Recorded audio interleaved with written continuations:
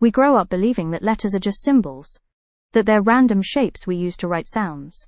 What if some letters were shaped by something deeper than agreement?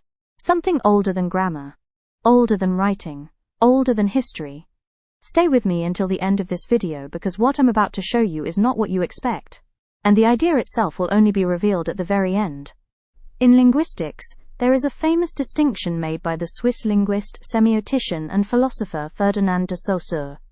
The signifier is the physical form of a word, the sound you hear, the letters you see. The signified is the idea in your mind, the meaning, the mental image. For example, when you hear the word tree, the sound tree is the signifier.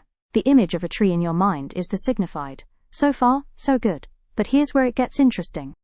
In most modern languages, the relationship between signifier and signified is arbitrary. There is nothing in the sound dog that naturally connects to the animal we call dog. We simply agreed that dog means that animal. French says chien, Spanish says perro, Greek says kilos. Different sounds, same idea, pure convention. And that seems logical, until you ask a dangerous question. What if some languages are not based only on agreement? What if, in some cases, meaning grows out of human experience itself? This is where Greek becomes unusual.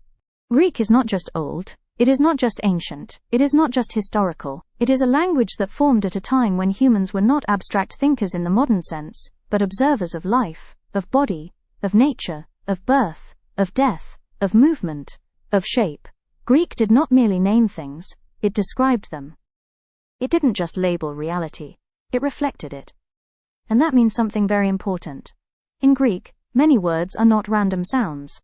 They are built from movement, form, function, and human experience. Which leads to a question that sounds strange at first. What if even letters themselves were not neutral shapes? What if they were drawings of life? This is where things become truly intriguing. At this point you may be thinking, this sounds poetic, but surely letters are just geometry.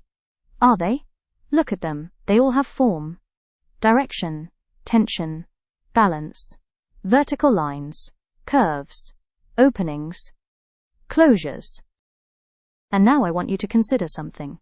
Human beings learned to draw before they learned to write, and they learned to write by abstracting what they saw. So here is the question that will guide us.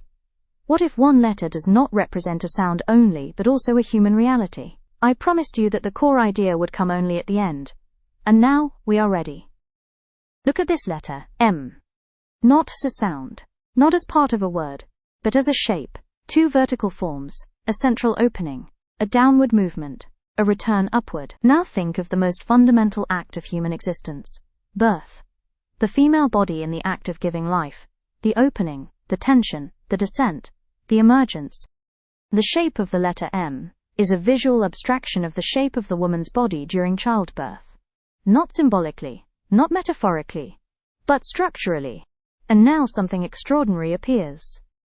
Across languages, the sound M is linked to mother mater, mitir mama mitra, womb, the sound of closeness, of origin, of nourishment, of beginning. The letter, the sound, the meaning, the body, all aligned, not by convention, but by life itself. This is not about anatomy. It is about something deeper. Language is not separate from life, it grows out of it. Greek did not invent meaning, it observed it. And in this sense, the alphabet is not a code, it is a memory. A memory of how humans experienced the world before abstraction, before digitalization, before disembodiment. It honors the mother, the body, birth, and uniqueness, not as poetry, as structure. This is what Greek Unlocked is about. Not just teaching Greek words, but unlocking how language reflects human life, human thought, and human dignity. We don't just speak languages, we inherit worldviews, and Greek remembers things most languages forgot. If this surprised you, good. That means you're looking at language with new eyes, and that is exactly what this channel exists to do. See you in the next video.